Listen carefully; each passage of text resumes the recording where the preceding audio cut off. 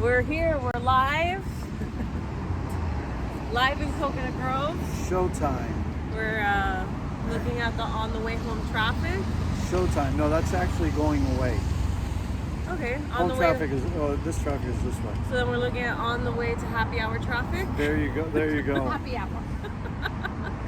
Welcome to episode 4 of Gotta Have Miami podcast. And today we're actually hanging out in Seminole.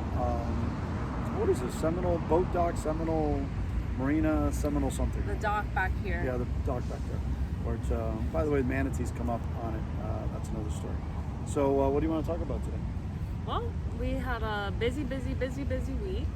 Busy morning. Busy Busy You day. had a I very busy morning. Heck of a morning. We had 2 closings. Yes. So we had both interesting, right? Yes. So I had a closing earlier this week. They had the post-occupancy agreement with the sellers. Absolutely. Sellers needed to stay in. They had purchased a pre-construction home and had a certain timeline. The buyers we were working with were in a rental and also had a timeline. So just working those details so that everybody's happy, everybody benefits, everybody, it's a win-win for everybody. Right.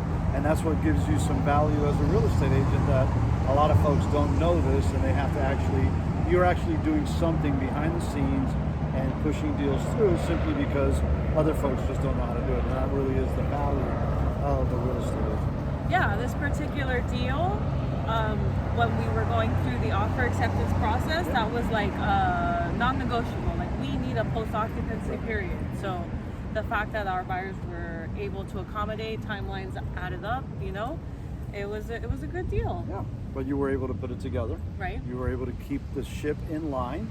That's the reference to the whole Marina thing. See, we're keeping the boat in line, keeping the ship in line, so all that good stuff. But I think that's really one of the values that an experienced real estate agent has, is that they can maneuver through a lot of obstacles, make sure that we get things done. And again, we're outside, so we're hearing all sorts of things. Yeah. So hopefully this podcast will actually be able to hopefully you make can hear it. us. It'll hopefully to make it.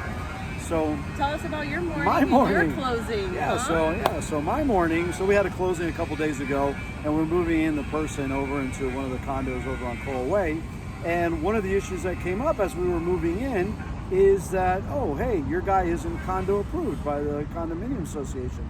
Now, I'm a CAM manager, and I know these things, and I've been doing this for 27 years, and I know these things, but we relied on the comments of another realtor, right, that you don't need to have a condo approval for this particular building. It also happened that the management company was actually changing while we were in process of this transaction. So at the end of the day, it became like, okay, we don't need this. We're just going to get a letter, and that's all.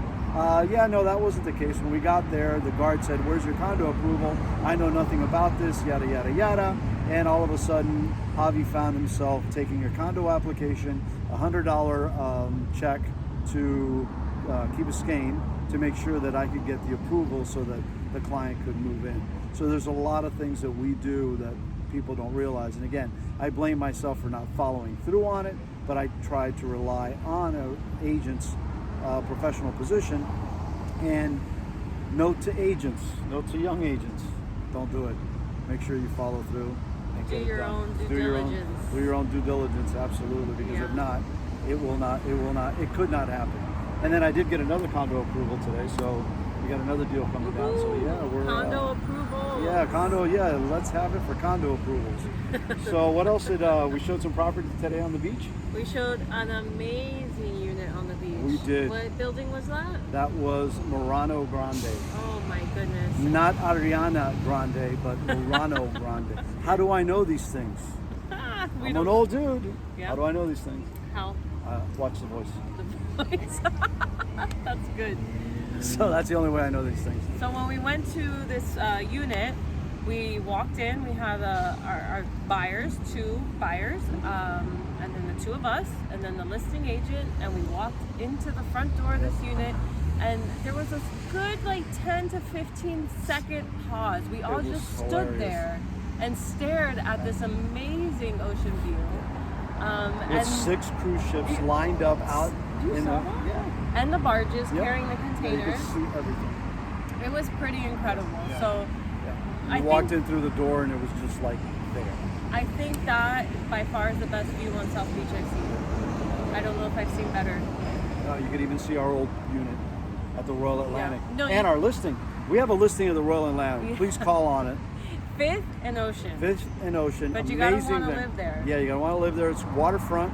Actually, it's a really interesting story. So the Royal Atlantic is the first casino-related property. And I remember when I was a condo president there, I had a press company reach out to me to see if they could buy it. You said And no. but they couldn't afford it because to buy out everybody would have been $238 million bucks. Because we had 238 units, and you just couldn't. You know, the Right. thing was appraised at like 30 mil. Right, right. So that's why you couldn't. But buy it is prime location. It is. It's beautiful. So if you want to live in prime location, Fifth and Ocean, Yep, that was it. call Hav. It is good, and they have a parking space, which is rare.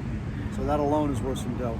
Another thing too, we're going to do this at spillover because we're just going to celebrate some of our closings. Right. It's Friday. If you know Miami, it's Viernes Social. Everybody is like done, like right around, no, even way before this. Noon. So yeah, noon. So everybody's done.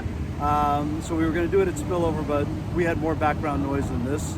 So hopefully we'll be able to get through this one. Also, what did we do today? Drive like maniacs. Yeah, it was very much a Miami driving day. Yep. You told me about your near-death experience this morning, and then you showed me how it Right. happened later in the day. Exactly, because that's one of the beauties about Miami and driving in Miami is that you kind of circulate through the same areas. Yeah. So when we were going over to the beach, we went down 395, which is the Spider Bridge, which Right. is pure chaos. Yeah. And then coming back, we encountered the classic Miami drive, Oh my right? gosh. So we're on an expressway and he's doing, I don't know, 22 miles an hour. Maybe. Has his blinker on since he bought the car. All right, because he bought the car like 3 years ago and he's kept that right-hand blinker Just on. go. Right? Dude is like just going at 22 miles an hour. We got traffic backed up. Then he decides to cut me off. I'm giving him the lane, then not giving them the lane, then everything. Then we pass him. And what car was it? Maybe a Honda something or other? I think it was a Accord. An Accord? And Yeah. then we came up on another Accord. Doing A the same thing. Exactly. But going to the left-hand side. Then as we're going in there, and if you haven't been on 395 going like back into Coconut Grove, you know that now north means south and south means north.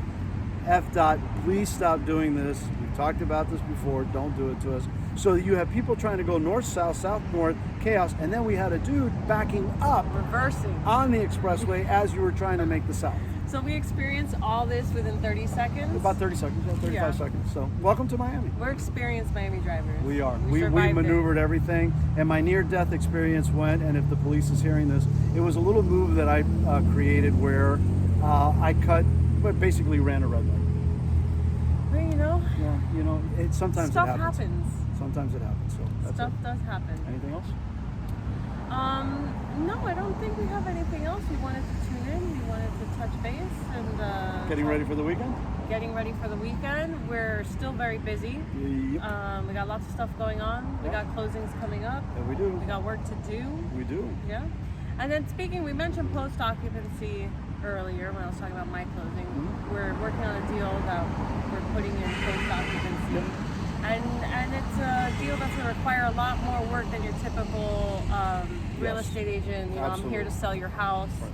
Lots of resource management. So it's just another benefit of working with an agent that you connect with. Yeah, an agent you connect with, an agent that has resources to get things done, Yeah. and actually has been through the process many, many times. So that's I think one of the key things of working with an agent. So Yeah. hopefully you'll work with us when you come on down, or you're around, or you're here. Oh, something cool about your closing that you didn't mention. What? He is coming from out of state. He's coming from out of state, never saw the place. So that's how we roll. So he never saw the place, came in, and actually there was a lot of trust factor on it. I've known the family for quite some time, and we actually showed it to his sister, and everything was working out very, very well. And he's super excited, and he can't move in because he's not approved by the condo. So he's basically staying with his kids because again, we sell homes that you can't move into. That's funny. Well, the point is that every situation's different. Every transaction's different. Absolutely. Everyone's moving for a different reason in their own way. So finding an agent you connect with and that understands your situation is key to having a successful transaction. And try to be as stress-free as possible. And again, we laugh a lot about it because after the fact, but we do work a lot to get these transactions to close and these deals to be as pleasant and as stress-free as we possibly can. So that's it. Off to the weekend. Do you have any fun facts about the marina behind us? No, the marina. One of the interesting points about the marina is that if you go all the way, there's a water, like an outlet, that actually flows from 27th down, and it flows as far as I think like 8th Street, and it's actually like a dump off of water. Okay. So it just like all the runoff, which isn't really great. No. But the manatees love it, so the manatees will go so they flat. come here, And also every once in a while you'll find yourself a crocodile right over there Yeah. in that section. Hence why they have a crocodile sign. There is crocodile signs. There's crocodiles in Biscayne Bay. They typically stay more south, but they do come up Every here. once in a while they'll wander up here. So please keep your dogs on leashes. Yes. A lot of people like to free roam their dogs. They say their dogs listen, and I understand. My dogs listen too, but a crocodile will get them. Right. You know, that's tough. It's tough out there. The struggle is real. All right. All right. Well, thanks for tuning in. Have a great weekend, guys. And hopefully our background noise wasn't too background noisy. Too noisy, or we won't post it. We'll still post it. Oh, really? Why not? Okay, let's go for it. All right, guys. Have a great weekend. weekend. Take it easy.